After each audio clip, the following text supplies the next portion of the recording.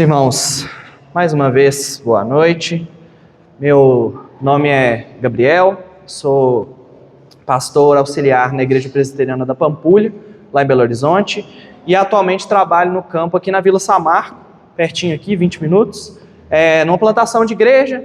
Começamos em dezembro de 2023, então tem um pouquinho mais de um ano que a gente está lá. Alguns irmãos queridos têm estado conosco, e trago um abraço deles para a igreja aqui de Mariana, nossos irmãos talvez mais próximos ali, né, em distância. Então, que o Senhor abençoe essa igreja, e eu tenho certeza que ficaremos muito alegres também se um dia recebermos visitas dos irmãos, como eu estou alegre de estar aqui. Comigo está o nosso irmão reverendo, o nosso irmão Gersi, que nos acompanha, a ovelha nossa ali há algum tempo, já conhece alguns dos irmãos aqui, né? Então não tenho que apresentar, já é conhecido.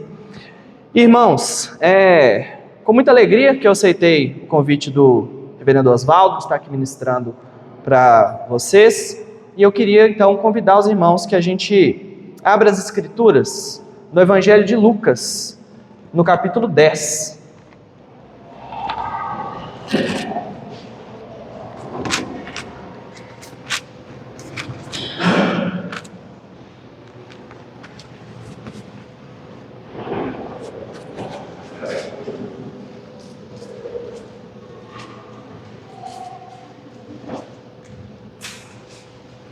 Lucas 10, e nós faremos a leitura do versículo 1 até o 24.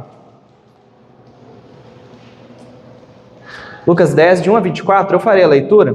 Peço aos irmãos que acompanhem em suas próprias Bíblias, mas sempre com reverência devida à palavra de Deus. Diz assim: Depois disto, o Senhor designou outros 70 e os enviou de 2 em 2, para que o precedessem em cada cidade e lugar onde ele estava para ir. E lhes fez a seguinte advertência: a seara é grande, mas os trabalhadores são poucos. Rogai, pois, ao Senhor da seara que mande trabalhadores para a sua seara. Ide, eis que eu vos envio como cordeiros para o meio de lobos. Não leveis bolsa, nem alforge, nem sandálias, e a ninguém saudeis pelo caminho. Ao entrardes numa casa, dizei antes de tudo: paz seja nesta casa. Se houver ali um filho da paz, repousará sobre ela a vossa paz. Se não houver, ela voltará sobre vós. Permanecei na mesma casa, comendo e bebendo o que eles tiverem, porque digno é o trabalhador do seu salário. Não andeis a mudar de casa em casa. Quando entrardes numa cidade e ali vos receberem, comei do que vos for oferecido. Curai os enfermos que nela houver e anunciai-lhes: a vós outros está próximo o reino de Deus. Quando, porém, entrardes numa cidade e não vos receberem, saí pelas ruas e clamai: até o pó da vossa cidade, que se pegou aos pés, sacudimos contra vós outros. Não obstante, sabei que está próximo o reino de Deus. Digo-vos que naquele dia haverá menos rigor para Sodoma do que para aquela cidade. Ai de ti, Corazim! Ai de ti, Betsaida! Porque se em Tiro e em Sidom se tivessem operado os milagres que em vós se fizeram, há muito elas teriam se arrependido, assentadas em pano de saco e cinza. Contudo, no juízo haverá menos rigor para Tiro e Sidom do que para vós outras. Tu, Cafarnaum, elevar-te-ás porventura até o céu? Descerás até o inferno. Quem vos der ouvidos, ouve-me a mim. E quem vos rejeitar, a mim me rejeita. Quem, porém, me rejeitar, rejeita aquele que me enviou.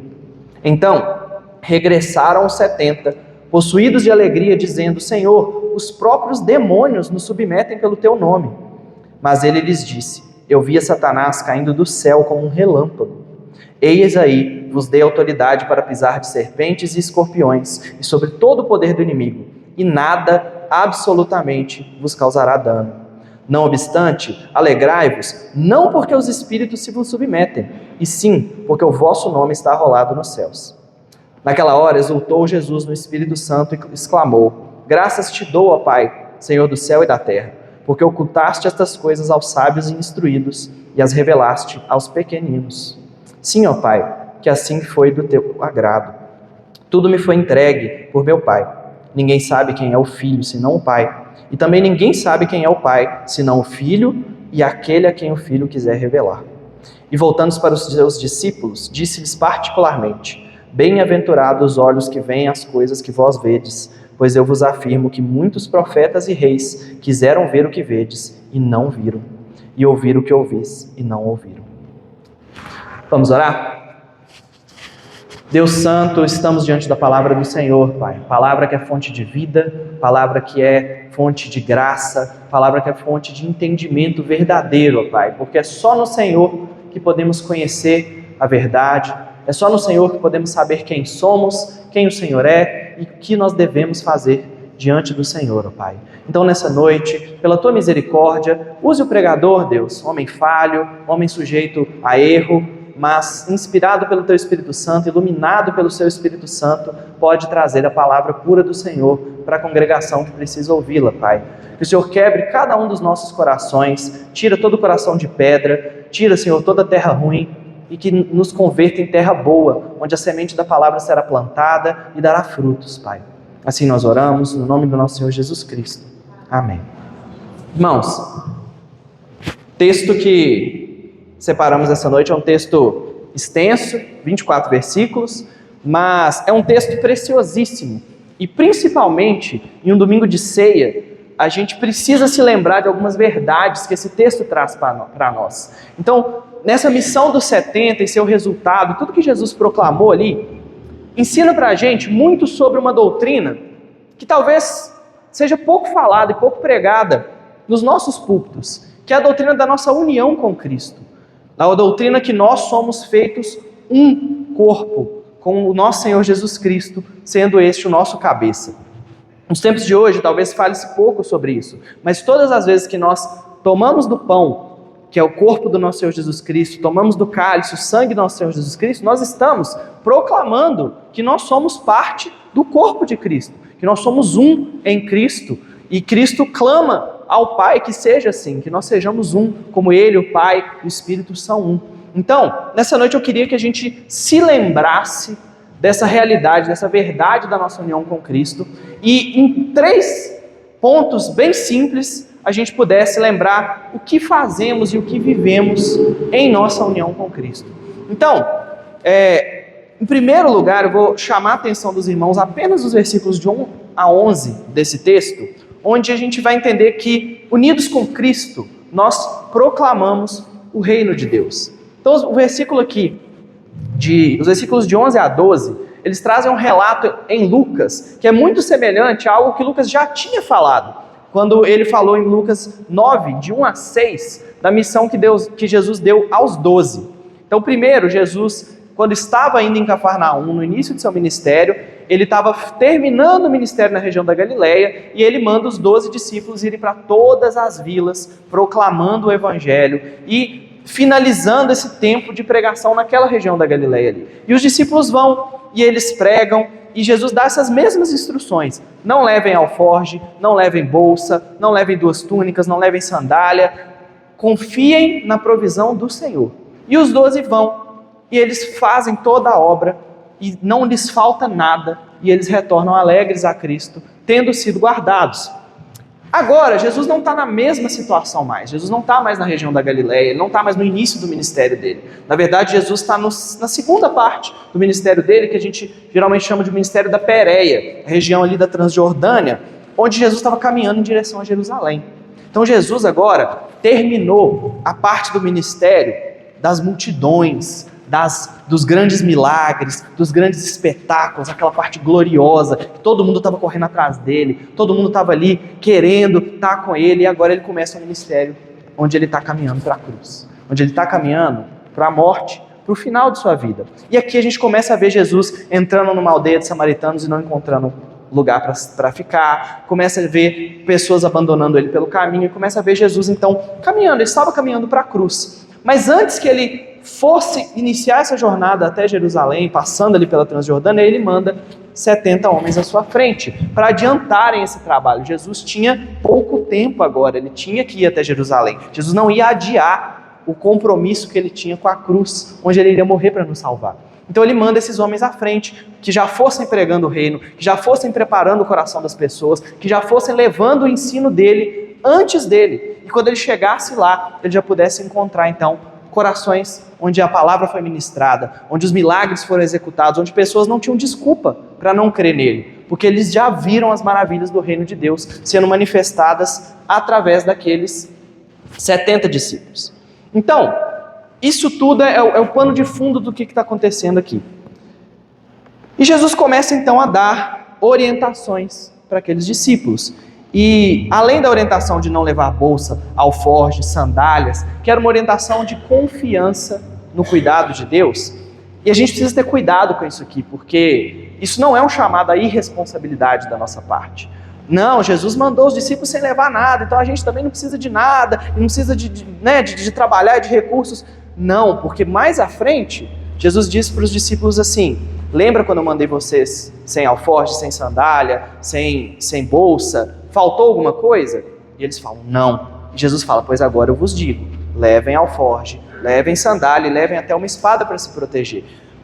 A situação aqui era uma situação específica. Os discípulos precisavam entender o poder de Deus de sustentá-los em qualquer situação. Esses eram homens que posteriormente iam ser mortos, iam ser presos, iam enfrentar todo tipo de oposição pelo reino de Cristo, depois que Cristo falecesse. Então eles precisavam de entender, o Senhor não me abandonou, porque quando Ele me mandou sem nada, não me faltou nada. Então agora não vai me faltar também. E o que aconteceu na minha vida foi o Senhor que permitiu. E esses homens tinham então essa coragem e tinham então essa experiência de vida com Deus. Mas muito mais do que isso, Jesus disse para aqueles homens, olha, vão até as casas e quando vocês forem recebidos lá, vocês vão dizer, a paz esteja sobre essa casa. E se houver ali um filho da paz, a paz repousará sobre ela. Mas se não houver um filho da paz, a paz voltará para vocês. É interessante que Jesus tenha dito isso dessa maneira, porque nós vivemos em tempos de o que a gente chama de confissão positiva. A gente dá uma ênfase exagerada no poder das nossas palavras. Às vezes a gente tem quase como se fosse assim, uma mágica, sabe? O que eu falar, o que eu proclamar, isso vai acontecer. Mas olha o que Jesus está falando aqui. Vocês vão desejar paz sobre aquela casa. Mas se naquela casa não houver filhos da paz, ou seja, não houver filhos de Deus, não houver filhos do Senhor, a paz não vai cair sobre aquela casa. Ela vai voltar para vocês. Por quê? Nossas palavras têm poder, irmãos? Têm autoridade?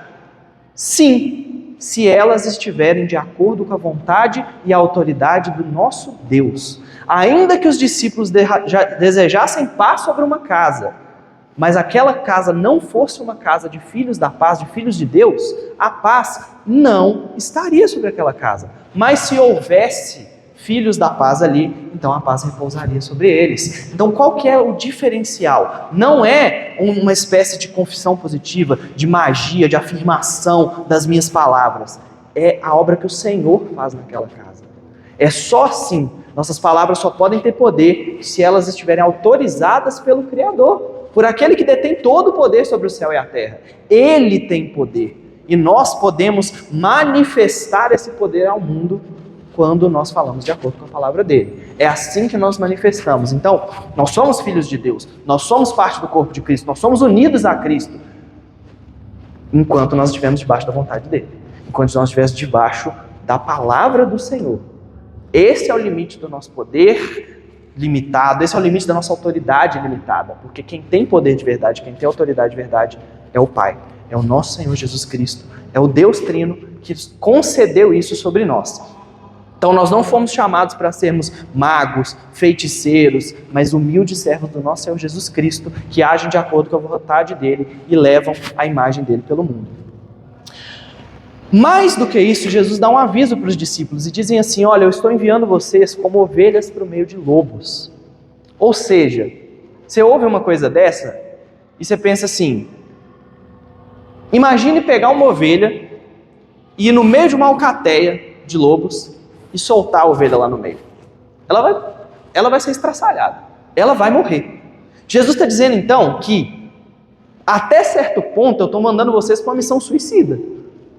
Vocês vão para o meio de pessoas que querem matar vocês. Vocês vão para o meio de pessoas que odeiam vocês. Vocês vão para o meio de pessoas que vão fazer de tudo para não permitir que a palavra seja pregada. E vocês vão, além disso, sem levar alforje, bolsa, recursos, nada. Se eles não conhecessem Jesus, talvez o que eles pudessem pensar é: Jesus quer matar a gente, Jesus quer acabar com a gente. Era o que talvez eu pensaria ali.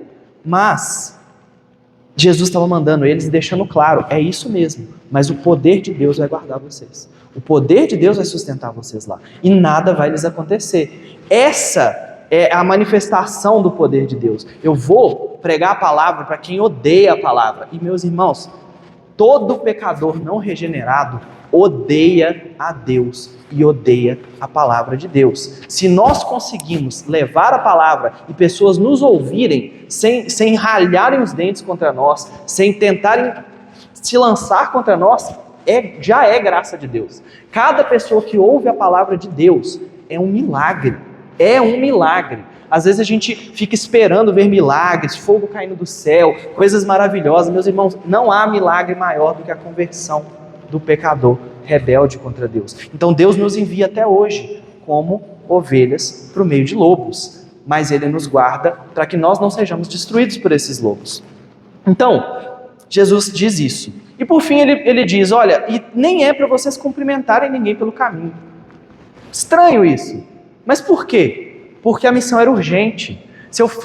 A missão tinha pressa. Se eles fossem parar por cada conhecido, e meu irmão, como é que você está? Como estão as coisas? Como é que vai a família? Não dá tempo.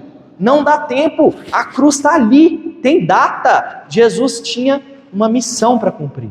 E era urgente que a palavra fosse pregada. Meus irmãos, isso não mudou. Você sabe quanto tempo você tem para pregar a palavra para as pessoas que você ama e que talvez ainda não conheçam o Senhor Jesus Cristo? Não sabe. Porque eu não sei o dia de amanhã. Eu não sei se eu vou estar aqui e nem se a pessoa que eu quero pregar para ela vai estar aqui amanhã. A pregação do Evangelho é urgente. Então Jesus disse: tenham pressa, não parem pelo caminho, não se distraiam com outras coisas, o tempo é curto. Essa mensagem grita para nós até hoje. O tempo é curto. Tem muita gente que não ouviu ainda. E a gente não sabe quanto tempo a gente tem. A gente não sabe quando Jesus vai voltar. A gente não sabe quando a gente vai morrer. E a gente não sabe quando os nossos queridos vão morrer. Nós não sabemos quanto tempo nós temos, mas Deus sabe, meus irmãos. E Ele está dizendo que é urgente. Então, se Ele está dizendo que é urgente, quem somos nós para dizer que não é? Quem somos nós para não ter pressa? Nós precisamos pregar o Evangelho. E os discípulos iam então para uma região de gentios. E Jesus fala: olha, comem o que eles lhe derem para comer, não façam perguntas demais. Judeus, eles tinham questões de alimentos impuros, de muitas coisas que eles não podiam comer. Jesus fala: não fique perguntando. É o que Paulo fala, quando lhe oferecerem comida, não perguntem por questão de consciência, aceitem aquilo que foi dado a vocês e não criem situações difíceis. O importante era que eles fossem e pregassem. Eles se alimentassem do que fossem, porque o trabalhador é digno do seu trabalho, e isso é a verdade. Deus sustentava eles estavam indo trabalhar, eles estavam indo fazer a obra. É claro que Deus ia sustentar, é claro que Deus não ia faltar nada. Por quê? Porque Deus é fiel e o trabalhador é digno do seu trabalho. Então Deus já tinha providenciado casas que os iriam receberem, lugares que os iriam estar ali prontos para Ele.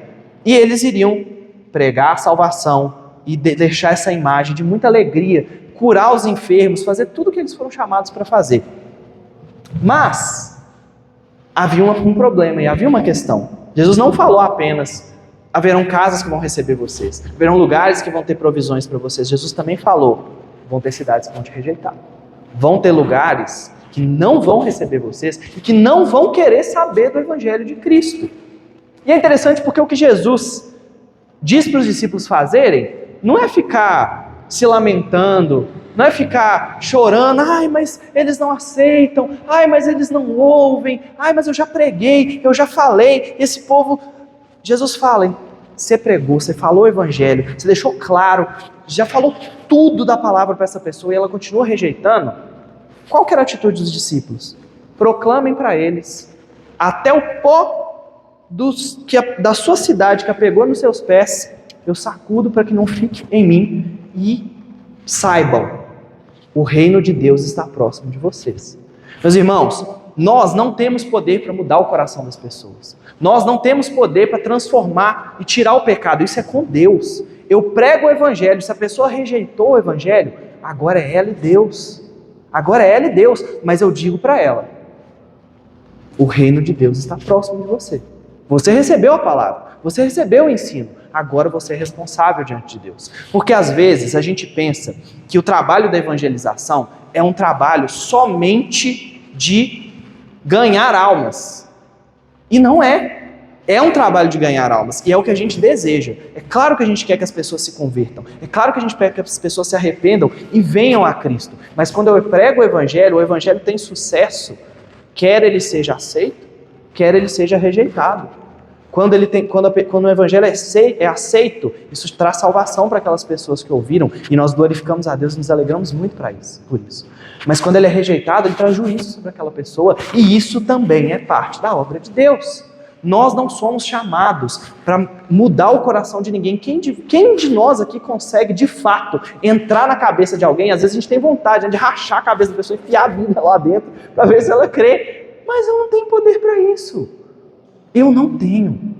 Mas eu tenho poder de levar a palavra para aquela pessoa. E aí é com Deus, aí é com o Espírito Santo. Aquela pessoa vai resolver com o nosso Senhor. Mas eu preguei. Mas eu não deixei de falar o Evangelho por medo de ser rejeitado, por medo de ser visto como, nossa, mas você é muito duro, nossa, mas você é muito radical. É, porque a palavra de Deus é radical, ou você está com Cristo ou você está condenado. Isso é sério, e a gente vai ver justamente por causa do segundo ponto que a gente trouxe hoje. Então, se em primeiro lugar, unidos com Cristo, nós proclamamos o Evangelho, em segundo lugar, unidos com Cristo, nós anunciamos o juízo de Deus sobre o mundo. Eu queria que os irmãos atentassem-se agora para os versículos de 12 a 16. Eu vou ler mais uma vez para ficar fresco na nossa cabeça. Lucas 10, de 12 a 16, diz assim: Digo-vos que naquele dia haverá menos rigor para Sodoma do que para aquela cidade. Ai de ti, Corazim, ai de ti, Betsaida, porque se em Tiro e em Sidom se tivessem operado os milagres que em vós se fizeram, há muito elas teriam se arrependido, assentadas em pano de saco e cinza. Contudo, no juízo, haverá menos rigor para Tiro e Sidom do que para vós outras. Tu, Cafarnaum, elevar-te-ás porventura até o céu? Descerás até o inferno. Quem vos der ouvido, ouve-me a mim. E quem vos rejeitar a mim, me rejeita. Quem, porém, me rejeitar, rejeita aquele que me enviou. Meus irmãos, essa afirmação é bastante terrível. Jesus estava concluindo as instruções dele para os 70 que iam para lá. E ele falou, olha, vão ter cidades que vão rejeitar vocês. E com essas cidades, vocês vão sacudir o pó dos seus pés quando vocês saírem dela. Esse ato de sacudir o pé era um ato comum entre os judeus. Quando o judeu saía da Terra Santa, eles iam para outros lugares que eram considerados por eles impuros. Então, eles consideravam até o pó daquela terra impuro. E eles não levavam o pó daquela terra impura de volta para a terra de Israel. Então, antes de entrar na Terra Santa, eles batiam o pé para até o pó impuro não entrar na cidade. E aí eles entravam na Terra Santa. Só que o que Jesus está falando? Jesus está falando assim, a cidade que rejeitar a minha palavra, vocês vão sacudir o pé, o pó dos seus pés, quando saírem dela, porque aquela cidade é tão impura quanto os gentios que vocês consideram impuros. Aquela cidade não é parte do povo de Deus. Então não adiantava ser israelita, não adiantava ser filho de Abraão. Se você rejeitou a Cristo, você está fora da aliança. Você está fora do povo de Deus, porque a única salvação é em Cristo. E os únicos que são salvos são aqueles que são unidos a Cristo, que são parte do corpo de Cristo. Meus irmãos, que dureza essa afirmação, mas é a verdade. Uma vez que uma pessoa rejeitou a Cristo, não tem salvação. Enquanto uma pessoa não se converteu ao nosso Senhor, não tem salvação. E Jesus começa a falar coisas duras, ele começa a levantar uma lamentação, né? Os ais era uma expressão de lamentação. Então ele começa a lamentar diante de Deus por Betsaida, por Corazim. Que cidades eram essas? Betsaida ficava próxima de Cafarnaum, era a cidade onde Filipe e André, 2 dos apóstolos, viviam. E Corazim ficava a 4 quilômetros de Cafarnaum. Então eram cidades muito próximas, da onde Jesus montou a primeira base do ministério dele. No começo do ministério de Jesus, ele ficou a maior parte do tempo em Cafarnaum. Era a base dele, e essas cidades ao redor, todas tinham ouvido a palavra dele. Todas essas cidades tinham recebido o ensino. E agora Jesus olha para elas e fala, ai de vocês. Ai de vocês, porque se em Tiro e em Sidom tivessem sido feitas as mesmas obras, essas cidades tinham se arrependido, e tinham se arrependido de forma tão plena, que eles vestiriam roupas de pano de saco, jogariam cinza sobre suas cabeças, como um arrependimento verdadeiro diante de Deus. Quem era Tiro e quem era Sidom, meus irmãos? Tiro e Sidom foram grandes cidades de inimigos de Israel. Isaías capítulo 23 fala deles, Ezequiel de 26 a 28 fala deles, Amós de 1 versículo 9 fala deles, Joel 3,6 fala deles. Quem eram esse povo? Eram povos que já tinham guerreado contra Israel, que já tinham escravizado o povo de Israel, que já tinham até vendido o povo de Israel aos gentios. Era um povo que odiava o povo de Deus e que constantemente desafiava o Deus de Israel. Era um povo ímpio, era um povo mau, mas Jesus fala assim, sabe aquele povo mau que vocês odeiam, aquele povo ímpio, aquele povo que escraviza, que mata, que leva seu povo embora? O coração deles não é tão duro igual o de vocês, porque se entre eles tivessem sido feitos os milagres que se fizeram em Cafarnaum, em Corazim, em Betsaida, aquelas cidades tinham se arrependido em pano de saco, e não foi isso que aconteceu em Cafarnaum. Não foi isso que aconteceu em Corazim e não foi isso que aconteceu em Betsaida. As multidões corriam atrás de Jesus, não se enganem. Atrás de milagres, atrás de pão, atrás de bênçãos, mas não para se arrepender de seus pecados e não para se colocarem no pó e dizer, Senhor, eu sou pecador, como eu posso fazer para ser salvo? Isso não aconteceu. E Jesus agora lamenta por essas cidades e fala, como que o coração de vocês pode ser mais duro do que os dos ímpios? Meus irmãos, eu quero deixar isso muito claro, porque às vezes a gente fala umas frases sem pensar no que a frase que a gente falou significa.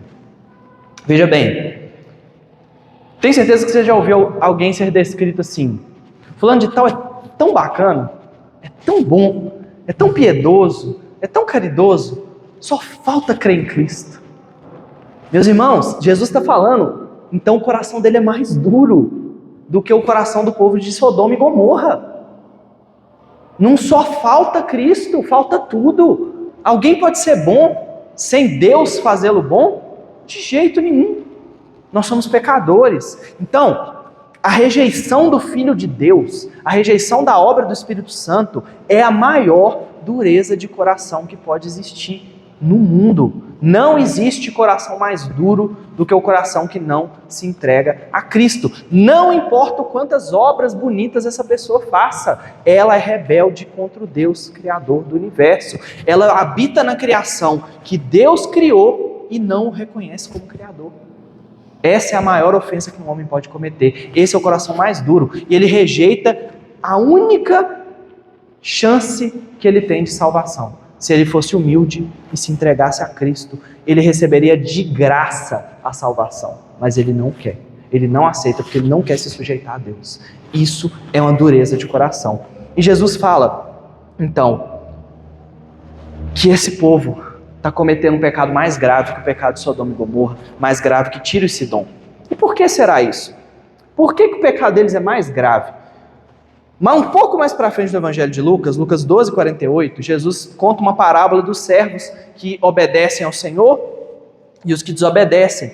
E ele fala assim, aquele, porém, que não soube a vontade do seu Senhor e fez coisas dignas de reprovação, levará poucos açoites. Mas aquele a quem muito foi confiado, muito lhe será exigido. Aquele a quem muito se confia, muito mais lhe pedirão. Olha o que Jesus está dizendo. Os dois são dignos de castigo. Os dois são dignos de açoites. Mas aquele que conheceu a verdade e ainda assim a rejeitou, é digno de castigo maior. É digno de mais açoites. Meus irmãos, nós que vivemos no tempo em que nós vivemos, onde Cristo já veio, já se encarnou e a palavra dele já está aqui.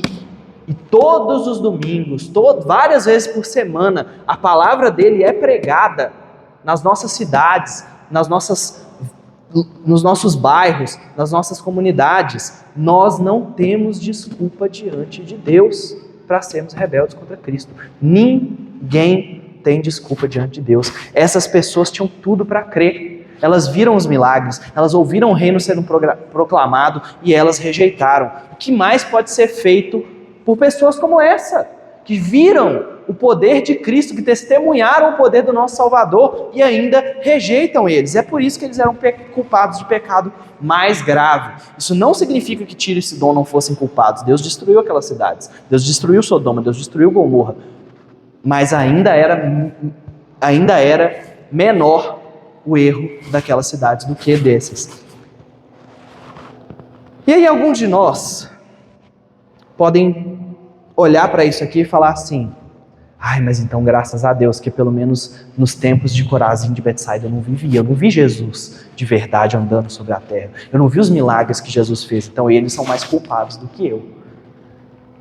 Aí Jesus fala assim: quem vos der ouvidos, está falando para os discípulos, ouve a mim, e quem vos rejeita, rejeita a mim, e quem rejeita a mim, rejeita o Pai que me enviou. Essa aqui é a doutrina da união com Cristo. O que Jesus está falando? Quando um filho de Deus proclama a palavra de Deus, se você rejeita essa palavra, você está rejeitando o próprio Cristo. Então não faz diferença que você não esteve lá naquele momento. Porque hoje, que seja apenas hoje, caso tenha alguém que nos visita aqui uma única vez, você está ouvindo a palavra de Deus ser proclamada. Você já é indesculpável diante do Senhor. Meus irmãos, não há desculpa para nós. Cristo se manifesta ainda na terra através da igreja, através do povo de Deus que sai, que proclama, que ensina. Eu disse para vocês que nossas palavras têm poder autorizadas pelo próprio Deus. Quais são as nossas palavras autorizadas pelo próprio Deus? Quando eu exponho a Bíblia para as pessoas, quando eu prego o Evangelho para as pessoas. Então ninguém tem desculpa. Ninguém tem desculpa. A salvação está diante de todos e eles podem recebê-la de graça, mas se eles rejeitarem, eles rejeitaram o Filho de Deus, e se eles rejeitaram o Filho de Deus, eles rejeitaram o Pai que o enviou.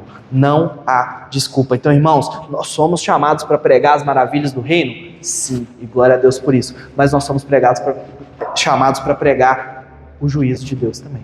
A seriedade do Evangelho não pode ser diminuída. Eu não posso deixar alguém sair daqui e achar: tá tudo bem se eu ignorar essa mensagem, tá tudo bem se eu deixar para lá, tá tudo bem se eu deixar para outro dia eu entregar minha vida para Cristo. Não, meu irmão, não está tudo bem. Porque quando você ouve a palavra de Deus sendo exposta, no seu coração você já está dando uma resposta. Se você acata no seu coração ou se você rejeita. E isso é sério, porque é o seu destino eterno que está sendo definido por essa decisão. Então eu não posso amansar isso, eu não posso falar com menos dureza. E acredite, eu não gosto de falar com essa dureza, eu não gosto de falar com essa seriedade, mas o assunto é sério e exige que seja assim. Ainda que você nunca mais queira olhar para a minha cara depois de hoje, mas eu tenho certeza que no mínimo eu não diminuí a seriedade do Evangelho ao expô-lo para vocês. E eu sei que os irmãos, quando saírem daqui, irmãos crentes, irmãos fiéis ao nosso Senhor Jesus Cristo, eu sei que os irmãos também vão sair e vão ter coragem de levar esse Evangelho com seriedade, aonde quer que vocês sejam. Por quê? Porque se Cristo está dizendo que aquele que rejeita a pregação, rejeita a Ele mesmo, e que nós nesse sentido somos unidos com Cristo, Cristo está dizendo que você tem a responsabilidade de manifestar a Cristo nos lugares onde você vai. Você tem a responsabilidade de pregar o Evangelho onde você vai. Você tem a responsabilidade de ser imagem e semelhança de Deus aonde quer que você vá. Nossa, pastor, mas é muito sério isso, eu não consigo, é verdade. Você não consegue sozinho, mas Deus te deu o Espírito Santo, que te capacita, que te ajuda. Você é falho, meu irmão. Você é falho, você vai falhar, você vai errar, mas você vai se arrepender, você vai continuar caminhando e todos os dias vai pedir a Deus: Senhor, eu quero manifestar o meu Senhor Jesus Cristo onde quer que eu vou, eu quero manifestar a palavra de Deus onde quer que eu for, eu quero levar isso a sério, e o Espírito Santo vai te capacitar. Não depende de você, meus irmãos. Se dependesse de mim, de você, a gente ia fracassar, mas depende do Espírito Santo que habita em vocês, e Ele é poderoso para fazer com que a gente leve o Evangelho. Um último ponto nessa passagem aqui de 12 a 16, eu vou ler na íntegra o comentário de um grande teólogo chamado Hendrickson. Ele diz o seguinte sobre a cidade de Cafarnaum e sobre essa maldição que Jesus lança sobre ela. Ele diz assim: É evidente que a ruína completa, predita para o povo de Cafarnaum, compreendia também a destruição da cidade.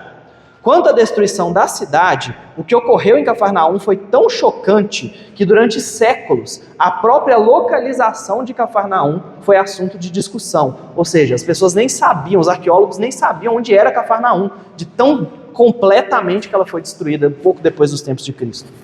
O castigo assolou as pessoas de Sodoma e Gomorra, incluiu a destruição das cidades. Porém, em ambos os casos, o que é primário é a maldição sobre o povo. A cidade foi destruída como resultado do seu pecado e não vice-versa. O que o Hendrickson está falando aqui? Jesus lançou essa maldição contra Cafarnaum, contra Betsaida, contra Corazim, e essas cidades foram arrasadas, elas foram destruídas. Cafarnaum, é recente que descobriu as ruínas dela, a gente nem sabia onde essa cidade ficava. Então é séria a coisa. Deus não leva pecado na brincadeira. Deus não acha que pecado é coisa de só menos. E que se a gente tem uma nação, um país, uma cidade que se entrega ao pecado, é hora de pedir a Deus por misericórdia, para que a gente veja de novo um povo clamando ao Senhor, porque feliz é a nação cujo Deus é o Senhor. Logo, a nação que Deus não é o Senhor, não vai ser feliz. Então, meus irmãos, a gente tem que entender isso. Deus olha para o coração do povo, e Deus olha para aquilo que esse povo está fazendo, e Ele leva juízo, mas é responsabilidade nossa, como igreja, avisar a esse povo, então, da seriedade dos compromissos que eles estão fazendo.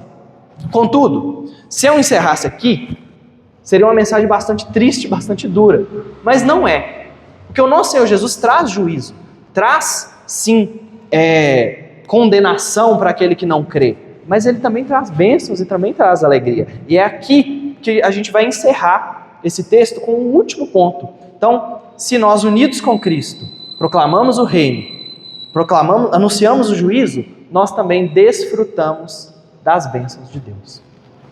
Queria que os irmãos atentassem agora para os versículos de 17 a 23, que são os últimos que a gente vai expor nessa noite.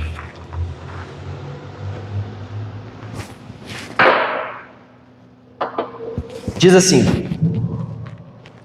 Então regressaram os 70 possuídos de alegria e disseram: Senhor, os próprios demônios se submetem pelo teu nome. Mas ele lhes disse: Eu vi a Satanás caindo do céu como um relâmpago. Eis aí, vos dei autoridade para pisar de serpentes e escorpiões e sobre todo o poder do inimigo, e nada, absolutamente, vos causará dano. Não obstante, alegrai-vos não porque os espíritos se vos submetem, e sim porque o vosso nome está rolado nos céus. Naquela hora, exultou Jesus no Espírito Santo e exclamou: Graças te dou, ó Pai, Senhor do céu e da terra, porque ocultaste essas coisas aos sábios e instruídos e as revelaste aos pequeninos. Sim, ó Pai, porque assim foi do teu agrado. Tudo me foi entregue por meu Pai. Ninguém sabe quem é o Filho senão o Pai, e também ninguém sabe quem é o Pai senão o Filho, e aquele a quem o Filho quiser revelar. E voltando-se para os seus discípulos, disse-lhes particularmente: Bem-aventurados os olhos que veem essas coisas que vós vedes, pois eu vos afirmo que muitos profetas e reis quiseram ver o que vedes e não viram, e ouvir o que ouvis e não ouviram. Então, os 70 regressam. Eles foram, pregaram, fizeram obras, fizeram milagres, e foi tudo incrível, e eles voltam muito felizes. Eles voltam: Senhor, os demônios até fugiam, eles obedeciam, a gente mandava eles embora no seu nome, e os demônios se submetiam a nós. E eles são muito felizes por isso, e é razão de alegria mesmo. Ninguém nunca teve poder como esse, de expulsar demônios na autoridade do nome de Cristo. É só Jesus que pode fazer isso. E agora eles veem o poder de Jesus operando sobre a vida deles. Isso é uma coisa maravilhosa. Aí Jesus vira e fala para ele: Meus irmãos, eu vi Satanás caindo do céu como um relâmpago. E aqui a gente precisa de entender o contexto, porque eles tinham acabado de voltar. Então Jesus estava dizendo: olha, essa manifestação da igreja, do povo de Deus, do corpo de Cristo avançando, expulsando demônios, curando doenças, fazendo essas coisas, é uma evidência que o reino de Satanás está sendo solapado, o reino de Satanás está sendo destruído. Jesus disse para nós: as portas do inferno não prevalecerão contra a igreja. E às vezes a gente pensa que esse é um versículo assim: o inferno está atacando a igreja e a igreja vai resistir. Porta não ataca ninguém, meus irmãos. as portas são atacadas. Quando Jesus fala, as portas do inferno não prevalecerão contra a igreja, o que Jesus está dizendo é, a igreja vai arrebentar as portas do inferno, vai invadir o reino de Satanás, vai tirar as pessoas que estão aprisionadas lá de dentro. É isso que Jesus está dizendo. Ele está dizendo, vocês agora são chamados para fazer isso, para levar salvação, para libertar pessoas, para que pessoas sejam resgatadas da escravidão do pecado. E por isso eu vi Satanás caindo do céu igual um relâmpago. Como é que é o relâmpago? Ele cai de uma vez, ele cai e é definitivo. Jesus está dizendo, agora que eu estou cumprindo a minha obra, que eu estou fazendo uma nova criação, que eu estou levando um novo povo ser nascido para Deus, o reino de Satanás está chegando ao fim, porque o reino de Deus chegou. Não era isso que eles foram chamados para anunciar? O reino de Deus está próximo, o reino de Deus está próximo de vós. É por isso, é porque chegou. Então, meus irmãos, Jesus pega esse momento de alegria, exalta ao nome de Deus, mas ele diz assim, ainda que isso tudo seja maravilhoso, não se alegrem por isso, não se alegrem pelos milagres, não se alegrem pela expulsão de demônios, se alegrem porque o nome de vocês está escrito, está arrolado nos céus. Meus irmãos, sabe o que é incrível dessa mensagem aqui?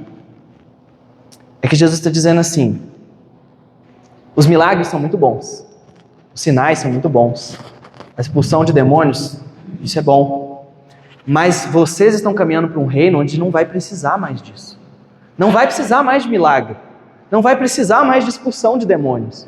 Por quê? Porque não vai ter doença para que a gente seja curado milagrosamente, não vai ter pecado para que a gente seja liberto dele, não vão ter demônios nos atormentando, porque eles não estarão lá mais. Alegrem-se, porque esses milagres que vocês estão vendo e fazendo é só um gostinho, é só uma prova do que vocês vão viver na eternidade, e aquilo nunca mais vai acabar. Então, olhem para isso e fiquem felizes, mas isso não é nada. Milagres, obras, sinais, é só uma amostra, é só aquela amostra grátis que você recebe para poder comprar o produto depois. É isso. Deus nos dá a chance de ver manifestações do reino futuro ainda aqui, mas o milagre não é um fim em si mesmo. A expulsão do demônio não é um fim em si mesmo. O que é um fim em si mesmo é a salvação. Se um demônio for expulso e a pessoa não se converter, ele vai voltar. E aí Jesus ainda diz, vai voltar com 7 piores. Se uma pessoa for curada, mas ela não se converter, ela vai morrer. Por outro motivo, por outra coisa, ninguém vive para sempre. E quando ela morrer, ela vai para o inferno. O que adiantou aquele milagre na vida daquela pessoa?